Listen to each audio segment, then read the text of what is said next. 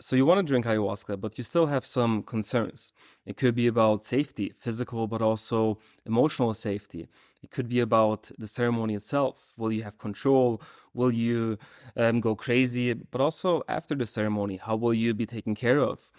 Probably you're looking for a certain level of change, but will you be so unrecognizable to yourself that you maybe even regret this decision? So we dive into these topics in this video. The first topic is the physical safety. And in many cases, it's more present for women than it is for men. And the first recommendation is to not venture off into the deep Amazon by yourself, to drink with a remote tribe. And as romantic of an idea as it seems, there's a certain level of risk involved that you might not want to take.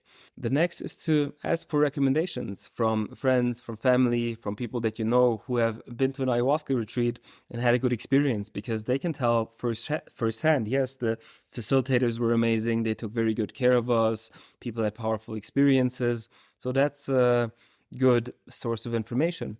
And also to choose a reputable retreat center. Because if the retreat center would make compromises on physical safety, then they wouldn't become a reputable retreat center in the first place. And it extends that those types of retreat centers have a lot more to lose as well than a retreat center that just started out, or a place that isn't even represented online.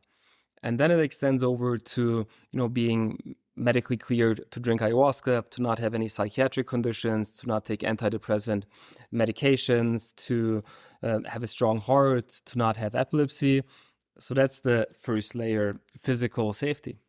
Safety isn't only restricted to the physical, but goes over to an emotional level of safety, of comfort, which is a bit more elusive.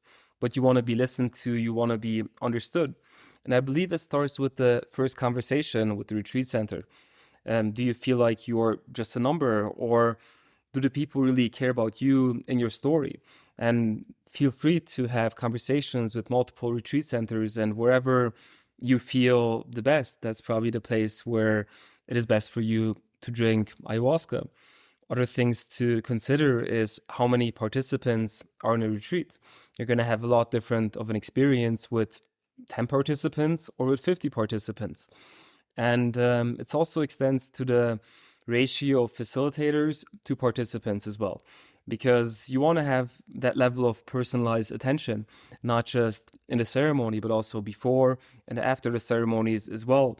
When things come up for you, when you need to have a conversation, that there are people who are available to have that conversation with you. What helps to create that space for emotional safety are agreements. At our retreat center, we have respect and non-judgment, confidentiality, authenticity, to create that space where people can talk openly about what's going on in their life. Something to pay attention to is a level of pressure or urgency that you might feel in a conversation with a retreat center for you to join the retreat now. And of course, in some cases, the urgency is real, that there are 2 spots left or whatever. But in the majority of the cases, it's used as a manipulation tactic to create scarcity for you to make a decision right now. And I don't think it's the right way. You want to make sure that it's your decision to drink ayahuasca and where you drink ayahuasca, and you're not pressured from the outside. What I like to tell people is to take their time to feel into if this is their journey to take.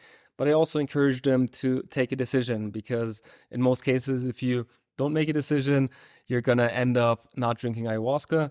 But again, I would make sure that you're not pressured into making this decision, but that it comes from you.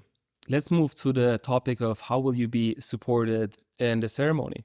And I think it's a non-negotiable that the retreat center has an ancestral lineage that they follow, that this is not some type of experiment, but the person sharing the ayahuasca has a deep level of experience and tradition, culture that they follow, that they have gone through most of the processes themselves, that they've helped thousands of others in ceremonies as well. So when certain situations come up, it's not the first time that the situation comes up, that they know how to handle those situations. But it's not just restricted to the person sharing the ayahuasca itself. I think it's very important that the facilitators also drink the ayahuasca, because I wouldn't feel comfortable to tell the participants, okay, here's the shaman, he's going to do the ceremony, and I'll see you tomorrow, because there's a certain level of trust established in the process. And I want the participant to feel that level of being accompanied throughout the whole process and not have that level of break in between. And also the facilitators, it's a very difficult job, because the facilitator needs to drink the ayahuasca himself as well, or herself, and being able to manage their own internal process while also being able to assist others in their journeys.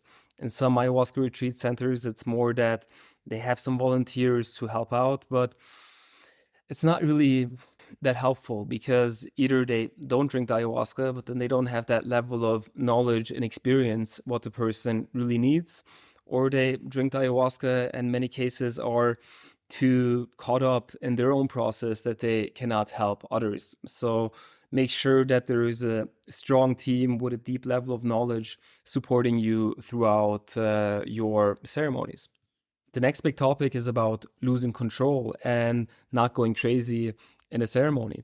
And I have a YouTube video specifically about this topic as well, because it takes a lot of courage to drink ayahuasca. You're going into the unknown, and the reality is nobody's going to know how you're going to react on the ayahuasca.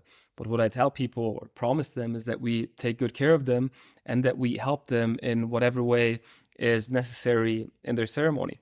I'm going to knock on wood. Up until now, we have not had one person scream in a ceremony. And I say knock on wood because at one point it's going to happen. It's not like we are immune to it, but there are certain things that we do to prevent it. One is all the conversations that we have with the people before. It's the breathwork session, the ice bath, that people feel that level of familiarity with themselves, with the group, with the facilitator, with the space. And that allows people to have a strong experience without panicking about things that might come up. It's also good to remember that every day when you go to sleep, you lose control. You don't know what you're going to dream. You don't know if you're going to wake up. But because you've done it so many times, you have trust in the state of consciousness of sleeping that you release control and go to bed. And it's in a way similar to ayahuasca as well, that you want to have that level of trust in ayahuasca, maybe even see it as a friend, that whatever comes up, there's a reason that it comes up. There's a lesson behind it, and be open for the lesson and not just resist it and push it away. One could argue that in many ways we are hallucinating on life, that we are recreating the same experiences over and over again, tripping on our own trauma. And in ceremony, you can start to become aware of that and change those patterns. So it's a big topic, and we can have a conversation about it as well. But I would say the most important is that level of trust in yourself and the facilitators and the ayahuasca, that everything is going to go well. And even if you have difficult experiences, that they are there to teach you something. Another thing that I like to share with people is that I'm not really happy with the reputation of ayahuasca online. You know, there's so many crazy stories out there, and it's part of the sensational nature of the internet. The more outrageous of a story somebody tells, the more viral the video gets. But in the end, the healing always comes through love, the light, the understanding, the compassion, the acceptance, the forgiveness. And that's also the path of ayahuasca. And of course, sometimes it requires us to take a honest look at ourselves, at our blind spots, at things that we need to improve. And many times we feel like what we need is a big kick in our back to finally get our life going. But in most cases, what we need is a big hug. And that's also so much more the path of ayahuasca. So don't believe everything that's out there on the internet, and be open for a very loving experience as well. Another thing that helps me trust in ayahuasca is to know that it's my consciousness experiencing my consciousness through ayahuasca. And the sadness, the frustration, the anger, the happiness, the gratitude that I feel, those are all things that are inside of me. And ayahuasca opens the door to create that level of access to me. But it's not like, oh, this crazy entity shows me this, that, or whatever, but it's my consciousness meeting my consciousness. The next big topic is, how will I be after the ceremony? And it's important to remember that you are going to return to normal again, because when you are in that very peak state of ayahuasca, the thought might come up like, oh, will I be normal again? And don't worry, yes, you will. And hopefully you will take some important lessons with you, some lessons about love, forgiveness, acceptance, some things about your life that were buried, and you start to process and understand them. And the next question is, how much will I actually change? And maybe even to a degree where I'm don't even recognize myself. And there are multiple factors that determine that. The first is, how much stability do you have in your life? How much are you looking for change? How deeply are you suffering in your current state?